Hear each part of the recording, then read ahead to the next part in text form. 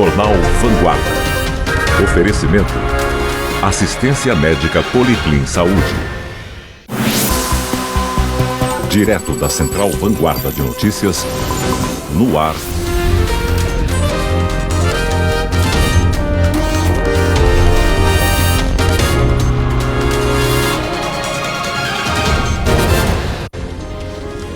Olá, muito boa noite para você. Hoje é quinta-feira, dia 10 de junho. Está começando o Jornal Vanguarda. Um raio-x das enfermarias. Região viveu um pico de internações nos últimos dias e isso preocupa os especialistas. Lixo na pandemia. Com mais tempo em casa, as famílias produziram mais lixo em São José e uma das preocupações é com o descarte das máscaras. Um brinde aos negócios. Para o Dia dos Namorados, empreendedores de Taubaté apostam em jantares especiais com protocolos de saúde. Agora no Jornal Vanguarda. Depois de 13 dias de queda, as infecções por Covid-19 voltaram a apresentar alta na região do Vale do Paraíba. Nós temos aqui números atualizados da pandemia da região. Hoje são 256.251 casos confirmados de coronavírus e até o momento 5.555 pessoas morreram por causa da doença.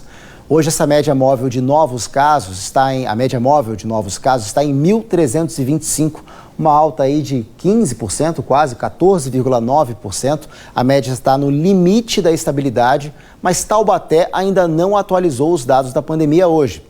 E a média móvel de mortes voltou a ficar acima de 30, está em 31,6, uma alta de 1,8%, que é considerado estabilidade com relação a 2 semanas atrás.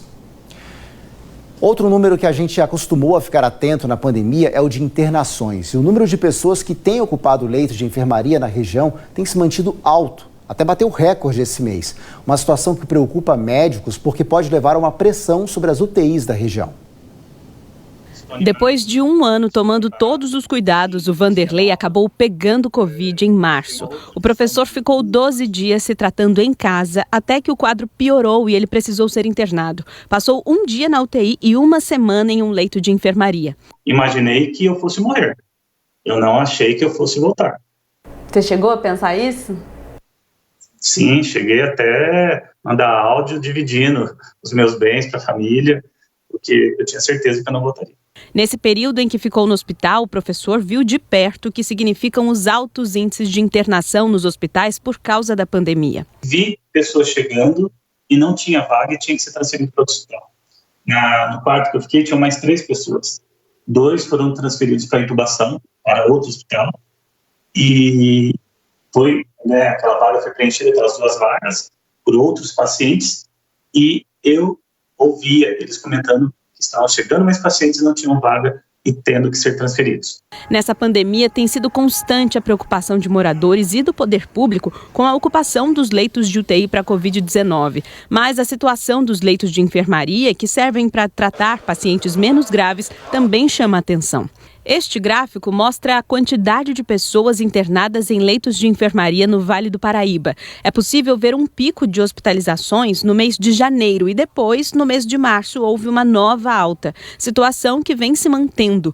Na semana passada, a região chegou a bater o recorde de pacientes em enfermarias. Eram 721 moradores internados. Ontem, esse número estava em 646. O problema é que uma grande quantidade de pacientes em enfermarias pode significar uma dificuldade da região em diminuir a ocupação de UTIs.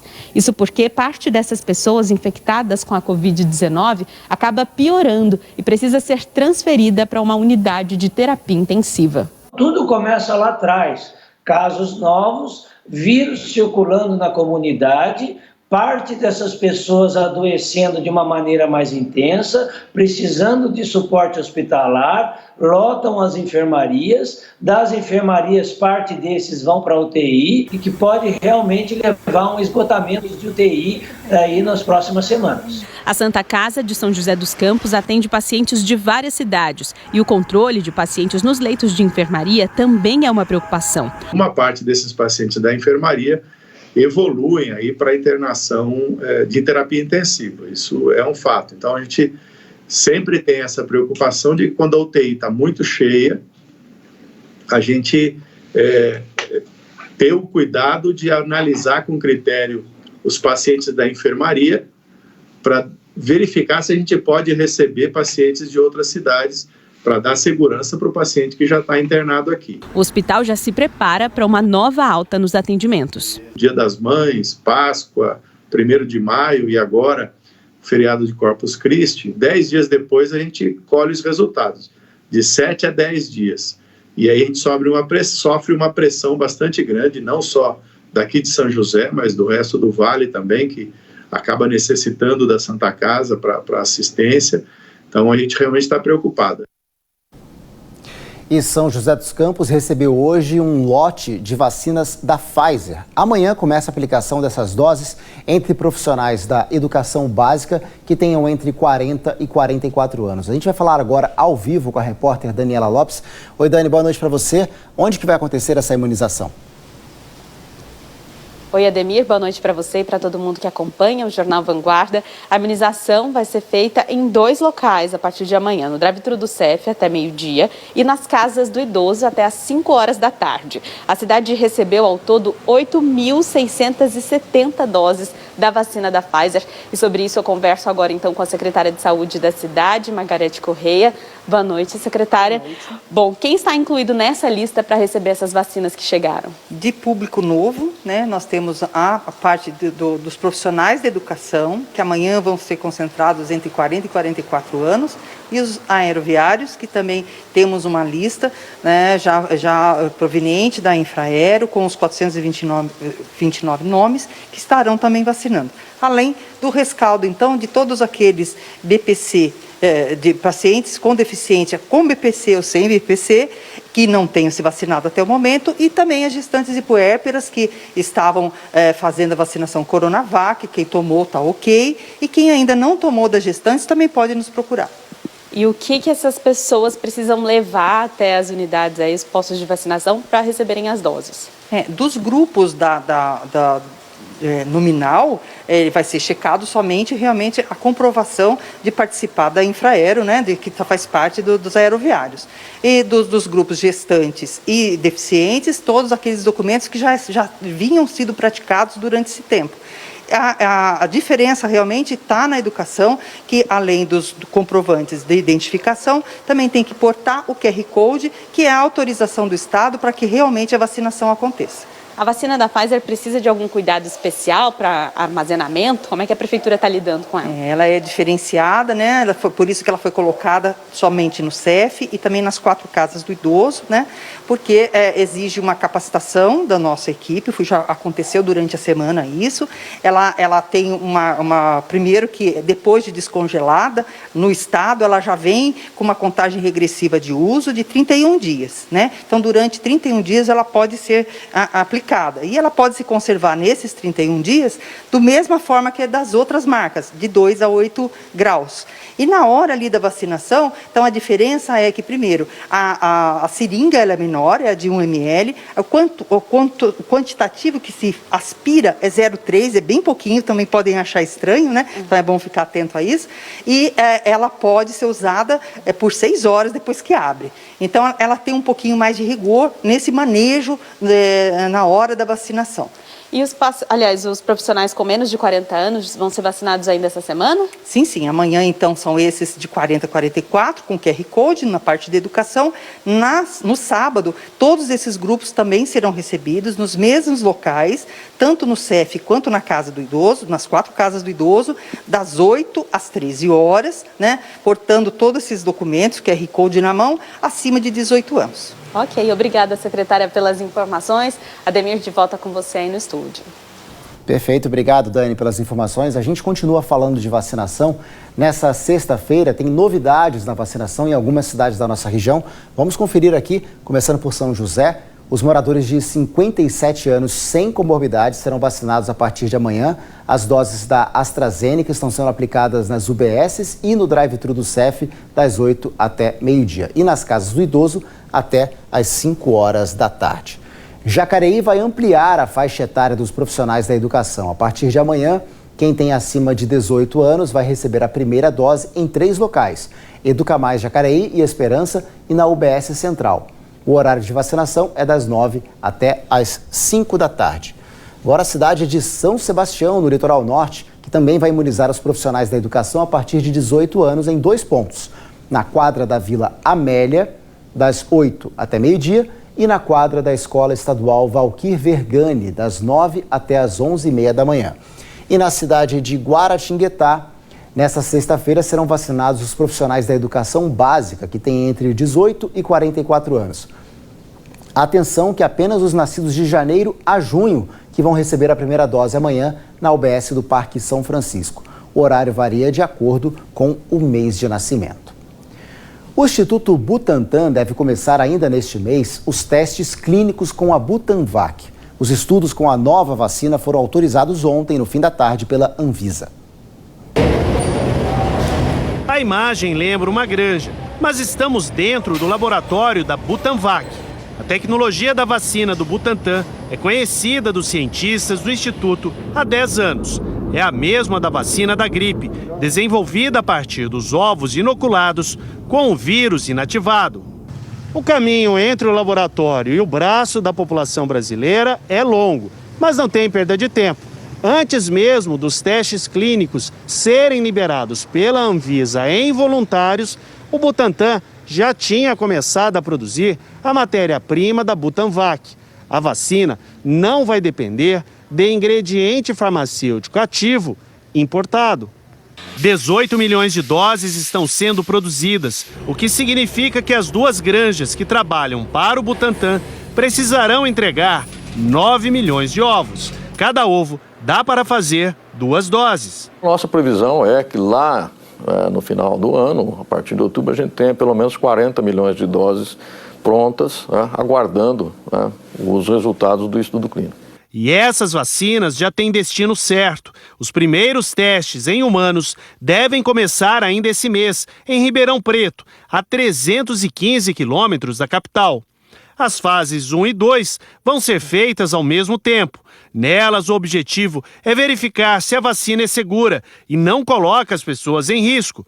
Os técnicos vão analisar também se a vacina gera uma resposta imune, estimula o organismo a produzir anticorpos contra o coronavírus e cria uma memória celular para combater a doença, caso seja infectado. Na primeira etapa dos testes, vão participar 400 voluntários. Metade vai receber a vacina e metade o placebo, uma substância sem efeito. O volume da dose também é definido nessa fase. 3 quantidades vão ser testadas: 1 ml, 3 ml e 10 ml. Na segunda etapa, aumenta o número de participantes e testa diferentes intervalos entre as doses: 14, 21, 28 dias, 1 ou 3 meses. Também vai ser testado o efeito contra outras variantes. Na última etapa, os pesquisadores vão selecionar um modelo que teve a melhor resposta e testar num grupo ainda maior, que pode chegar a 6 mil voluntários. E aí, em cada uma dessas etapas, a gente vai acompanhar muito de perto, como agência reguladora, acompanhar os dados, porque para cada fase a gente vai precisar de uma nova aprovação. E aí a ideia é, se a gente perceber que o risco está maior do que o benefício que a vacina está trazendo, a gente pode interromper o estudo. Assim que a Butanvac receber a autorização oficial da Anvisa, o Butantan vai submeter os testes à Comissão Nacional de Ética em Pesquisa, que deve levar até 7 dias para liberar o estudo. Então, a primeira etapa é a checagem documental. Em seguida, é feita uma nota técnica pela assessoria técnica, vai para a relatoria elabora um parecer e vai para a Câmara analisar. Com mais gente em casa durante a pandemia, a quantidade de lixo gerado nas residências também cresceu. E como muita coisa mudou nesse período, até o descarte de alguns produtos tem gerado dúvida. Entre eles estão as máscaras, que viraram parte do nosso dia a dia. A Marisa só começou a cozinhar em casa por causa da pandemia. E desde então ela já percebeu que tem produzido mais lixo. Não tinha como ir para restaurante, até mesmo para evitar a aglomeração, então acabava cozinhando em casa, então acaba que você produz bem mais lixo. Se a Marisa está produzindo mais lixo, no condomínio onde ela mora, com cerca de 600 vizinhos, a produção de lixo também aumentou. O síndico precisou até avisar a Urban para aumentar a quantidade de contêineres. Antes a gente descartava em torno de 10 tambores por dia de lixo, de cada um deles, agora é em torno de 15 tambores por dia de lixo. E um aumento significativo do material que é colocado no lixo, tanto orgânico quanto reciclado. Segundo a Abrelp, a Associação Brasileira de Empresas de Limpeza Pública e Resíduos Especiais, estima-se que durante o período de pandemia, o aumento da produção de resíduos sólidos chegou a 25%.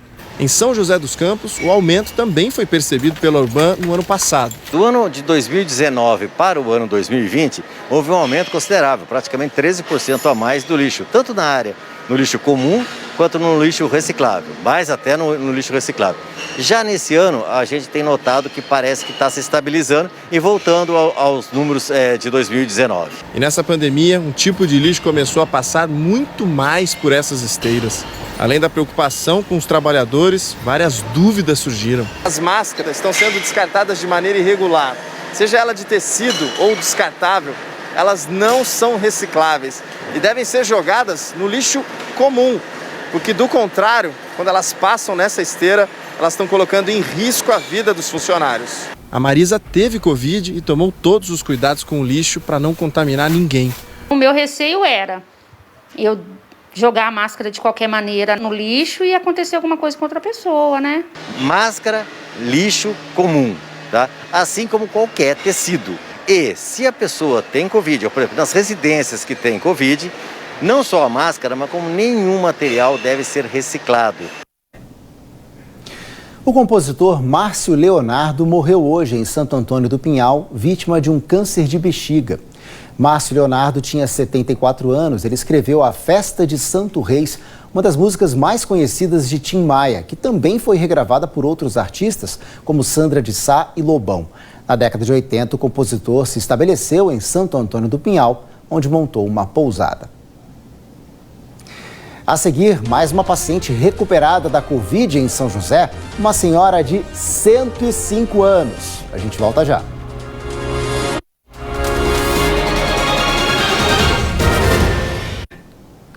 A polícia de Bragança Paulista encontrou o corpo de um homem que estava desaparecido desde março desse ano. Em abril, a polícia prendeu suspeitos desse crime e o repórter Lucas Rangel tem os detalhes sobre isso ao vivo, né, Lucas? Boa noite para você. Boa noite para você, Ademir. Boa noite a todos. O corpo desse homem, de 33 anos, foi encontrado ontem à tarde em um sítio, em um terreno da zona rural de Piracaia. Como você disse, ele estava desaparecido desde março deste ano, quando, segundo a polícia, ele foi assassinado por membros de uma facção criminosa. Em abril, nós mostramos aqui no jornal Vanguarda esse caso. Na ocasião, a Polícia Civil de Bragança prendeu 7 pessoas suspeitas de participarem desse crime. O motivo do assassinato foi uma acusação de que esse homem teria abusado sexualmente do próprio enteado, um menino de 7 anos. Alguns dos presos nessa ocasião, Ademir, eram familiares do pai do menino, né, que foram presos durante essa operação da Polícia Civil, que ao que tudo indica, próprios familiares do pai do menino teriam encomendado essa morte desse homem. A Polícia Civil informou ainda que ainda busca mais um membro dessa facção criminosa que participou desse assassinato. Ademir. Obrigado, Lucas. Boa noite para você. Nós estamos nos aproximando da época do ano em que as queimadas se repetem na região. Até outubro, cenas como essa podem se tornar comuns em muitas cidades da nossa região. Em Jacareí, a Defesa Civil começou a treinar voluntários para prevenir e combater incêndios. O Emerson tem propriedades na zona rural de Jacareí, Santa Isabel e Igaratá e se preocupa com as queimadas na região. Por isso, hoje ele veio participar desse treinamento de prevenção e combate a incêndios no campo. Você agrega alguns conhecimentos que são importantes, né, para você tanto fazer a prevenção como também fazer o combate a esses possíveis incêndios, e isso agrega um valor também bastante cultural e social, porque além de você se treinar, você também pode ser um agente conscientizador para evitar que essas ocorrências venham a se manifestar. O curso começou hoje e vai até amanhã no Sindicato Rural da cidade. Entre os participantes estão funcionários da Defesa Civil de Jacareí e também voluntários, todos moradores da área rural do município. Segundo a Defesa Civil, o objetivo é capacitar os servidores e também a população para que todo mundo ajude no combate às queimadas. Problema que afeta toda a cidade, mas principalmente a zona rural. De acordo com a Prefeitura, no ano passado, durante o período de estiagem, que vai de junho a outubro, foram registradas 42 ocorrências de queimadas na cidade. 80% das ocorrências de focos de incêndio acontece na área rural. Hoje também tem o pessoal que passa na beira das estradas, colocam fogo, não sabe o transtorno que isso ocorre. Entre as aulas teóricas e práticas, hoje o grupo aprendeu a fazer esses chicotes abafadores que ajudam a controlar o fogo em mato. O Paulo gostou das lições e vai levar tudo o que aprendeu para o trabalho e também para os vizinhos dele no conjunto 22 de abril, na zona rural de Jacareí. Às vezes tem foco de incêndio lá, né, perto da minha casa, inclusive tem as matas, o calipeiro lá, de vez em quando até já foi chamado o bombeiro lá para poder conter o incêndio. É muito importante isso daí, né, para poder a gente estar conscientizando também os moradores, né, para poder prevenir. E o tempo começa a mudar ainda hoje na nossa região. Amanhã as temperaturas caem. A mudança é por causa de um sistema de baixa pressão conhecido como cavado que está se afastando da região. Em Taubaté, por exemplo, as temperaturas máximas caem de 26 graus para 21 graus, com uma probabilidade de chuva de 90%. Em São José dos Campos também, uma queda de 5 graus de hoje para amanhã, de máxima de 25 para 20 também em São José dos Campos. Vamos ver agora como ficam as temperaturas amanhã na região.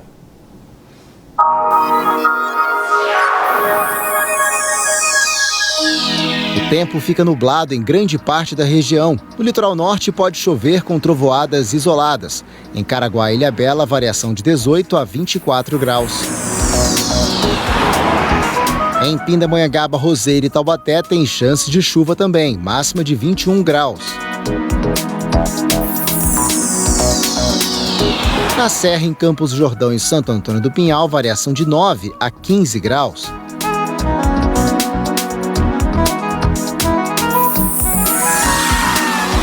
Em Caçapava, São José e Jacareí, máxima de 20 graus apenas.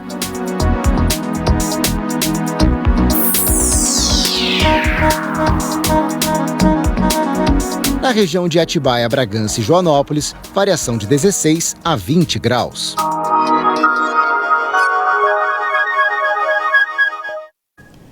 No futebol, o Bragantino se despediu ontem da Copa do Brasil. Jogando em Bragança Paulista, o Braga precisava vencer por 3 gols de diferença. Mas o Fluminense saiu na frente com esse golaço aí de falta do jogador Nenê. O Braga só reagiu depois da entrada do jogador Hurtado. O venezuelano fez os 2 gols da virada do Bragantino. Mas o resultado de 2-1 para o Braga eliminou o time de Bragança da Copa do Brasil. Pelo segundo ano seguido, o Dia dos Namorados vai ser diferente para os casais. Alguns vão jantar em casa, outros fazem questão de ter uma noite especial. O fato é que não importa a escolha deles, os empreendedores de Taubaté querem aproveitar a data para movimentar os negócios. Este salão bem grande fica em Taubaté. O espaço sempre foi usado para fazer shows e outros eventos, como casamentos e formaturas. Mas a pandemia adiou quase que a agenda toda. Nesse primeiro semestre, praticamente quase todos os eventos foram adiados, para o segundo semestre agora e para 2022. Então a gente está com uma agenda defasada praticamente desde 2020, tentando administrar esses eventos que estão sendo substituídos e trocados por outras datas futuras. Aí o jeito foi encontrar maneiras de se reinventar. A aposta da vez é um jantar especial para o Dia dos Namorados, respeitando os limites impostos pelo Plano São Paulo. No próximo sábado à noite eles devem atender até 70 mesas aqui no salão. O cardápio promete não desapontar ninguém. Entre eles, filé mignon com arroz à piamontês e filé de peixe acompanhado de arroz de coco com amêndoas. Para quem gosta de doce, 3 sobremesas diferentes. E tem uma ilha gastronômica, que tem um pouquinho de tudo, queijos, frios, antepastos, patês, para o cliente chegar e ficar à vontade. Aqui nosso distanciamento é bem grande, que todo mundo, a primeira preocupação é em relação à distância das mesas. Então, a gente está mantendo um distanciamento praticamente de 2 metros entre cada mesa. Então, todos os protocolos, álcool gel, luva para se servir na ilha gastronômica. Já a estratégia desta loja de massas, que fica no distrito do Quiririm, foi produzir essas caixas com produtos deles e de outros estabelecimentos parceiros para os namorados jantarem em casa. A ideia foi essa, até mesmo porque nessa pandemia que estamos vivendo, o mais correto é ficarmos em casa. Então, a gente resolveu fazer uma caixa com um jantar completo, com tudo certo para que a pessoa receba o box e já tenha tanto as bebidas, quanto as massas e quanto a sobremesa, o pão e o antepasto também. Até agora a procura tá boa, já chegaram várias encomendas e ainda dá tempo.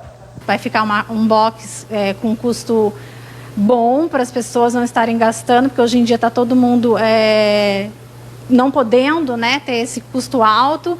E também acho que o principal é ficar em casa, né? Ficar em casa, receber a comida em casa, na praticidade, usar o forno e o micro-ondas e já está tudo pronto. São 2 modelos desses box, um de R$ 69 e outro de R$ 109. No salão que a gente viu no começo da reportagem, o jantar especial para o casal com entrada, prato principal e sobremesa custa R$ 249. Na região, mais de 235 mil moradores conseguiram vencer a Covid. Cada paciente que consegue sair do hospital é um motivo de comemoração para amigos, parentes. Mas tem alguns casos especiais de pessoas que se recuperam da doença que trazem mais esperança. E é com um exemplo desses que a gente encerra o Jornal Vanguarda de hoje. Toda essa festa é para os funcionários do Hospital Municipal de São José se despedirem da dona Maria Amélia Guerra. Ela tem 105 anos. Isso mesmo, 105 anos. E mesmo vacinada, acabou pegando a Covid no início do mês. Precisou ficar internada, mas agora transformou a doença em apenas mais uma história para ser contada. Muita saúde para a senhora, dona Maria Amélia. O Jornal Vanguarda fica por aqui. Outras notícias no G1 da Vanguarda. Você também pode rever as nossas reportagens no aplicativo Globoplay. Boa noite para você. Até amanhã.